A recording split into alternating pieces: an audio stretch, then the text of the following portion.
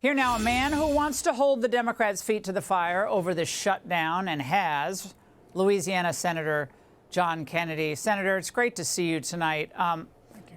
Now, the Democrats clearly have made at least a decision for the time being that because they had these wins in this off-year election, they have the political wins at their backs, and they don't believe a compromise on anything is what the right course is. Your reaction tonight?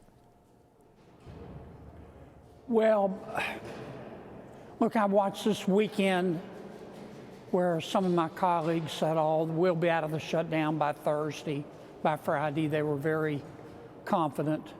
So I entered the week optimistic. And some of my Republican colleagues are meeting with the Democrats. In fact, most members of the Senate are running around like ants in a sugar bowl, like a bunch of headless chickens. But in my opinion, we're nowhere near getting out of this shutdown. The Democrats, supposedly we were told today at lunch that we're going to have a vote tomorrow and that the so-called moderate Democrats have come together and they're going to support us.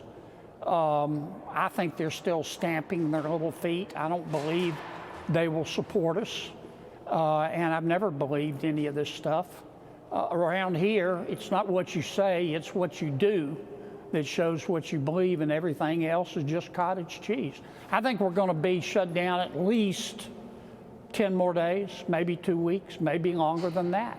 And I don't know what else to do. I've voted 14 times to open up government. They voted 14 times to keep it closed down, and all they ever do is talk and stamp their little feet and keep government shut down and blame us. Now, I know, Senator, that you tried to get federal workers paid tonight and then to block pay for members of Congress. Yeah. What happened there? Well, I had two bills to look, I haven't been taking my salary. Some colleagues have. I'm not putting anybody down. I just think there ought to be one rule for everybody, and nobody else is being paid, so I don't think members of Congress ought to be paid. And I offered the Senate two bills. One was a spicy version, and one was a mild version. I started with the spicy, but both of my bills were blocked. There were a bunch of Democrats on the floor. I thought they were going to block them, but Senator Rand Paul blocked both of my bills, and that was kind of a disappointment.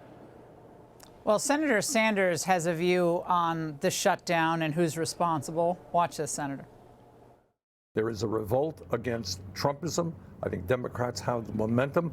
And now what has got to happen is Trump has got to come to the table and say, okay, let's make sure that premiums do not go up. Let's make sure that we do not throw millions of people off health care. He does that, we can end the shutdown tomorrow. Your response to him, Senator? Well, a couple of things. Number one, Bernie is one of the fathers of Obamacare, which has been an unmitigated disaster. Now he wants to extend it and put more money into it, which will be like just putting a fresh coat of paint on rotten wood. Number two, look, I really don't hate anybody, and I like Senator Sanders, but he's a light that attracts a lot of strange moths. And one of them just got elected to be mayor of New York. And Bernie is a socialist. But the socialists and the Democratic Party are in charge. Their real leader's not Bernie, as you pointed out. It's Congresswoman Ocasio-Cortez. She will either be in the future, she'll either, if the Dems take the House, she will overthrow Hakeem Jeffries and become Speaker, or she will run against Senator Schumer, or she'll run for president. She's running the show for the Democrats. That's just a natural fact. Do you ever hear any conversation in the hallway among your Democrat colleagues, maybe the senators from Virginia, others who tend to be slightly more centrist, who are at all concerned about what's happened to the Democrat Party? I mean, they won, Tuesday night, but where is this going? Yes, I do hear it. a lot of them are scared. They see that the loon wing, the socialist wing, whatever you want to call it, the Bolshevik wing of the party has taken over, and they're scared of that wing of that party. And many of them are scared to say anything. But others, even the moderate, so-called moderate Democrats, they just have this deep, abiding hatred for President Trump. They just can't accept that he won the election. And, you know, they need to be put down their juice boxes and be adults and, I don't know, drink a big old tall glass of get over it and accept the fact that the president is the president. But they really can't. There really is something to this Trump derangement syndrome. Even the more reasonable Democrats just can't seem to get past it. So, Senator, do you agree with President Trump that given what's at stake for the country, that it's time for Republicans to consider dumping out of the filibuster rule, because the Democrats are obviously going to dump out of it themselves the next chance they get and run the table, well, regardless of what Republicans do? No, I don't agree with him. I'm not ready to get rid of the filibuster or the blue slip. I don't know what the Senate in the next Congress is going to look like. I think Republicans will hold the Senate.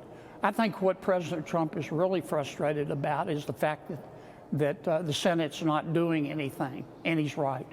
We haven't done anything. We passed the one big beautiful bill, which we would not have been able to do without the president's involvement. And since then, we've done nothing. Zero, zilch, nada. In fact, we had a meeting. Every time I brought up the idea of doing a second reconciliation bill where we don't need Democrats, our leadership just ignores me. And I don't blame the president for being frustrated. He's frustrated that we're not getting up off our ice cold lazy butts and passing bills that would be part of his agenda. And frankly, I don't blame him for feeling that way. All right, Senator. Well, thank you very much for joining us tonight. Could be a very difficult Thanksgiving for anyone who wants to travel. Well, sounds like it. Doesn't sound good. Hey, Sean Hannity here. Hey, click here to subscribe to Fox News YouTube page and catch our hottest interviews and most compelling analysis. You will not get it anywhere else.